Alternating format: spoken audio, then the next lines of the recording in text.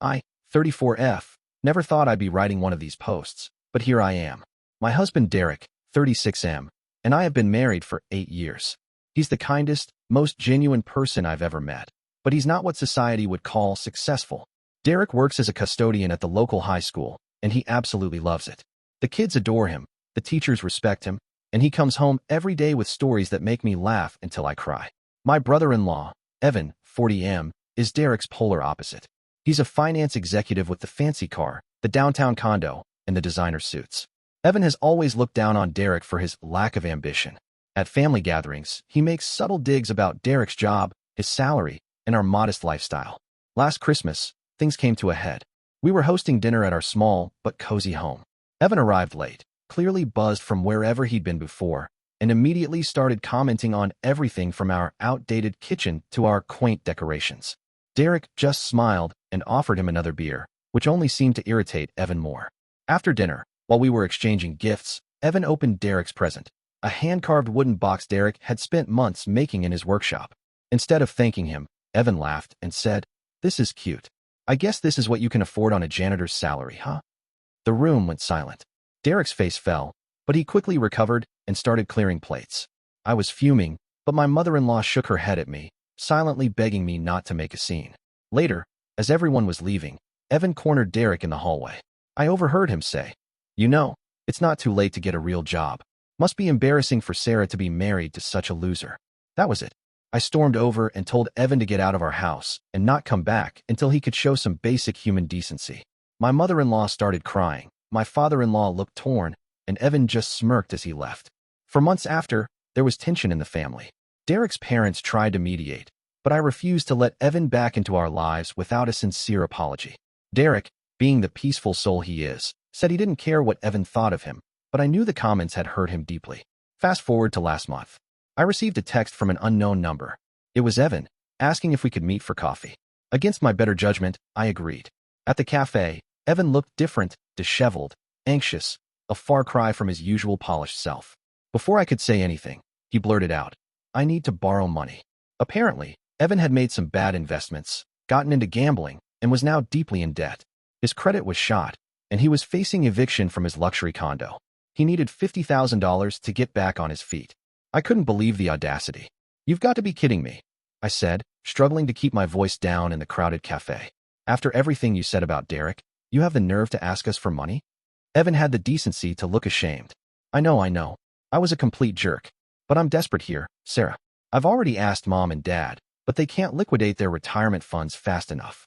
I took a long sip of my coffee, using those seconds to compose myself. "Why would we help you? You've never shown Derek an ounce of respect." "Because you're family," he said, as if that explained everything. "And I promise I'll pay you back with interest." "With what money, Evan? You just told me you're broke." He fidgeted with his watch, still designer, I noticed, and explained his recovery plan.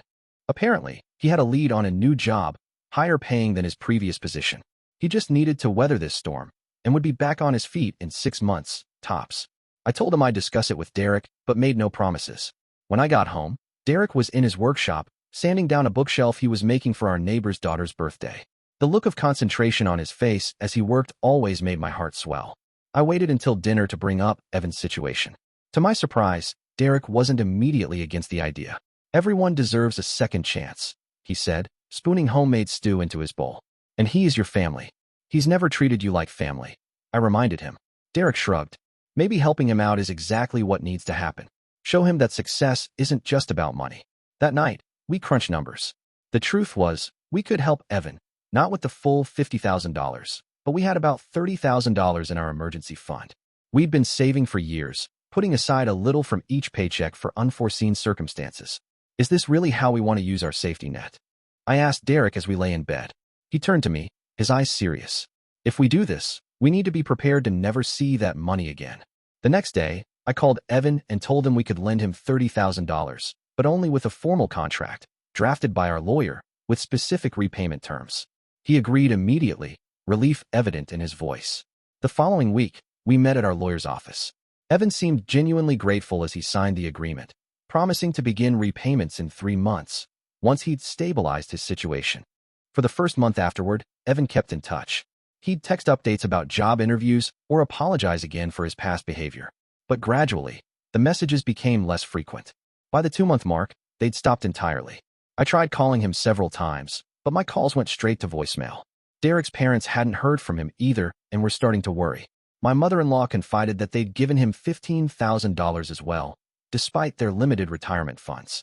Then, 3 months after we'd lent him the money, when his first payment was due, I received a text, "Need more time. Job fell through. We'll update soon." That was it.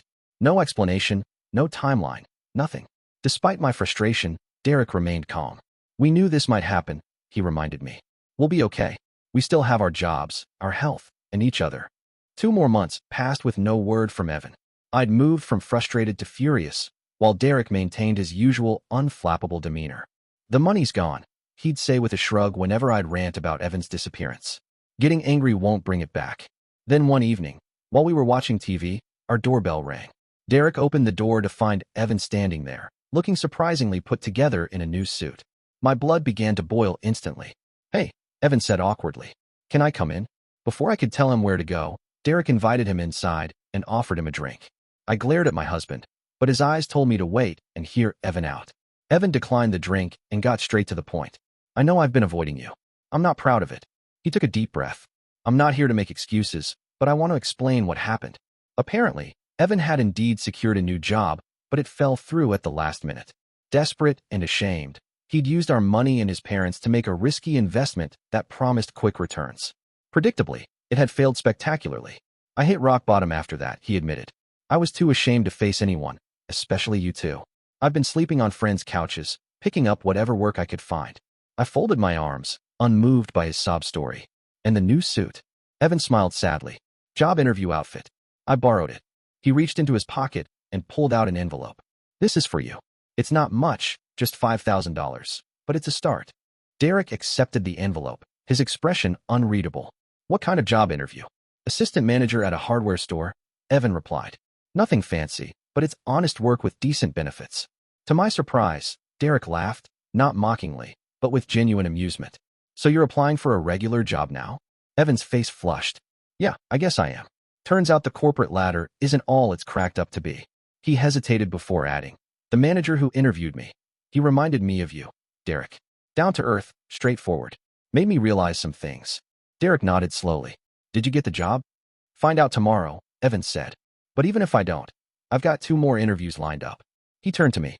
"Sarah, I know $5,000 doesn't begin to cover what I owe you, but I promise I'll pay back every cent, even if it takes years." I wanted to stay angry.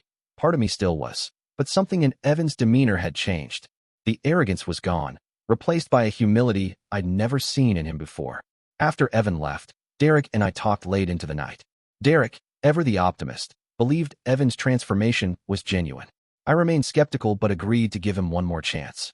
Over the next year, Evan stuck to his word.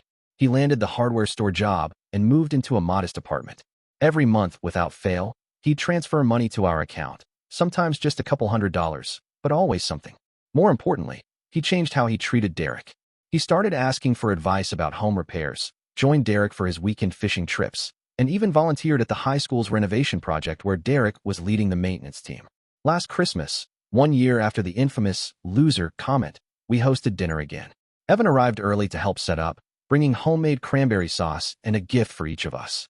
For Derek, he'd framed an article from the local newspaper featuring Derek's work transforming the high school's garden into an outdoor classroom. The headline read, "Local hero makes education bloom." As Derek opened it, Evan said sincerely, "You know, I spent my whole life chasing the wrong kind of success. Turns out the real loser was me." Derek just smiled and passed him another beer. "Welcome to the club, brother. We have cookies."